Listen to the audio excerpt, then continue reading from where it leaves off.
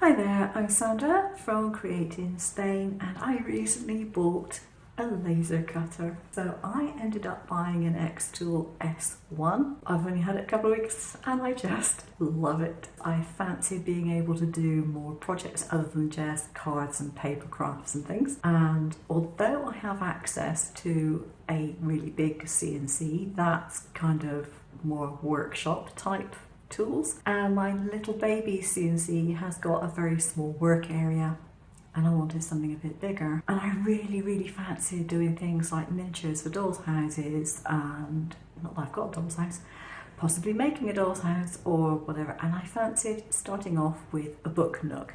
I've never made one of those either, so I've had to design it from scratch. So I've done a little bit and I'm sort of gradually designing bits as I progress. So the first thing I did was decide on the size of my Book Nook, and so I cut out two pieces. They're approximately 3.7 mils thick, and the size is, if I remember rightly, 180 by 160 millimeters. And the basic size of my Book Nook is going to be this one. Now this piece I cut out, and I've actually scored marks for the floor planking. I wanted a natural effect floor. This piece has got variation in the colour to start with, and I'm going to do other things to it, but that's what I started off with.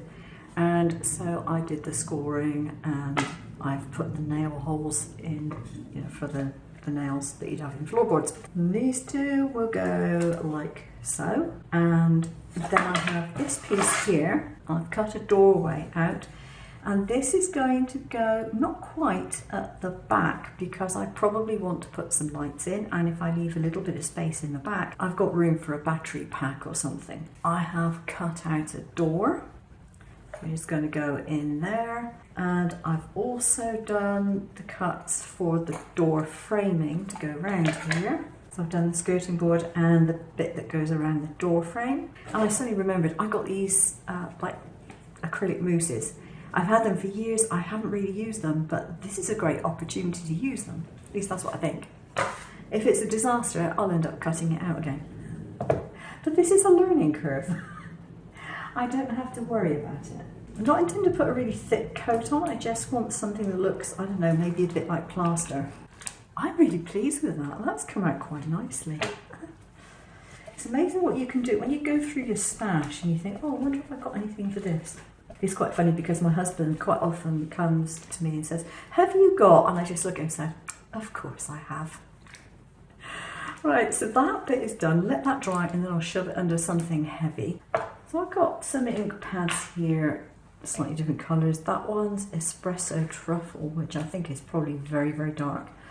I need to get a piece of paper so I can do some swatching. I've got one of these blending brushes, and let's see what happens. I don't think that's actually, it's a little bit of an effect, not a heck of a lot.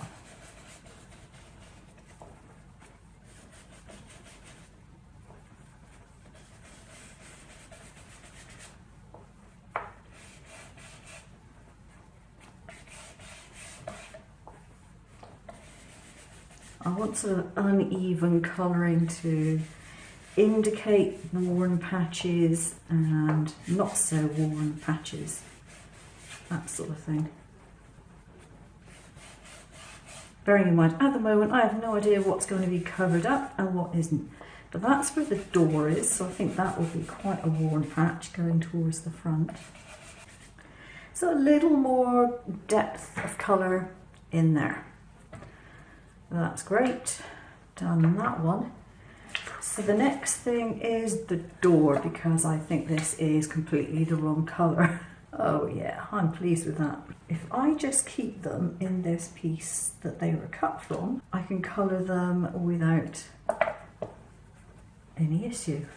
I can sort of do that. I think that's a bit too dark, so I will just have a couple of areas where it's really dark, and then I'll go for the toffee crunch again.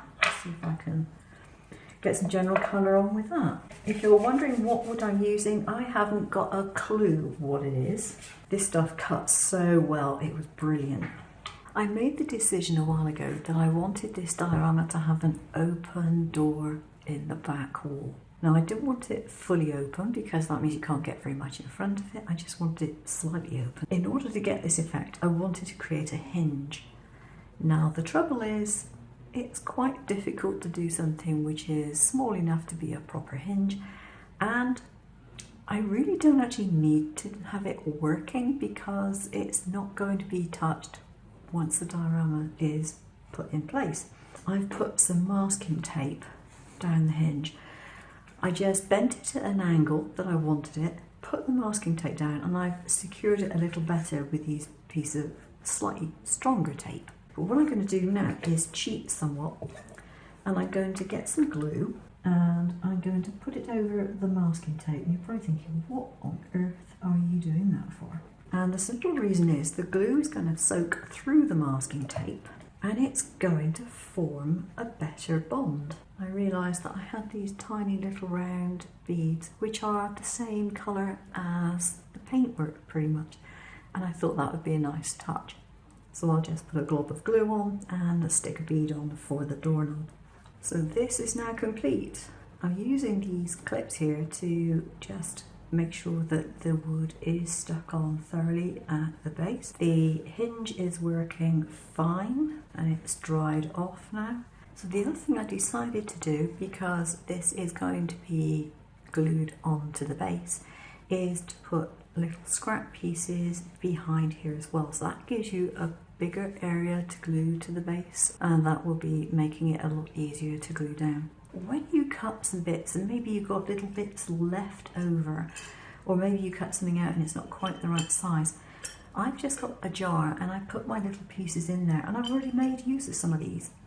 You might think, oh, what can you do with this? But if I take one of the pieces out here, that would make a picture frame, for example. If I was going to do a different sort of design, maybe that could be a window frame. So there's all sorts of things you can do with just the tiny little bits that you've cut out. I gave this a little while to dry off, and I was wondering how best to finish it off.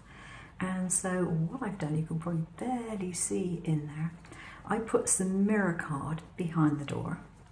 And then I covered the whole lot. I just happened to have some wood-coloured, very pale wood-coloured foam. So I just put it on with double-sided tape.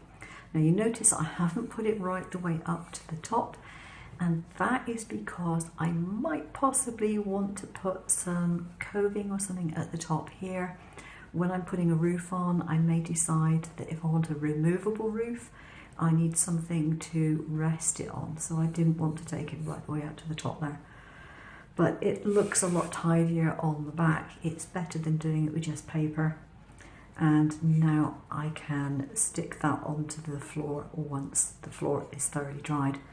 I have the floor under a couple of tiles at the moment because it has had ink on it and I wanted to make sure it's nice and flat. I don't want it bowed, because that's just going to cause me problems when I'm constructing the rest of it. So a couple of tiles on there. It's amazing how heavy tiles are actually. A couple of tiles on there, and I'll leave it overnight and work on it again tomorrow. Progress report. I've managed to put the sides, or one side I should say, onto the base. This has taken me probably about an hour because I just couldn't get it to stick first of all when I was using normal wood glue. It just didn't seem to want to know. So I ended up using hot glue, and then after not being able to get it to stick, it stuck when it was in the wrong position, and I had to redo it about 4 or 5 times. So yeah. That's probably been the most difficult part of the entire process so far. I haven't yet decided on what this is going to be, but I'm thinking that maybe it's just going to be a snug. Maybe I could make it into a kitchen pantry or a craft room or something else. There was a comment that book nooks are supposed to represent an actual book. Yeah, I'm not going with that. I read mostly murder mysteries and I really don't think I want to make up one of those. I think that would be a little bit off-putting. But yes, that's done. The next thing that I might possibly do, I haven't decided, is put the skirting board on this wall. Now you don't want to add the other wall yet because it makes it very difficult for access if you do. So the other wall is just going to be there, ready, waiting to go on. Now the important thing with these is you get it lined up with the edges, and that was what was causing me the problem. I had one edge lined up and the other one didn't line up, and etc, etc. Now I have kept a piece at the back, as I said, because if I want to put lights in, I can put a battery pack in here and just close it off with a fake, or a panel at the back, shall we say.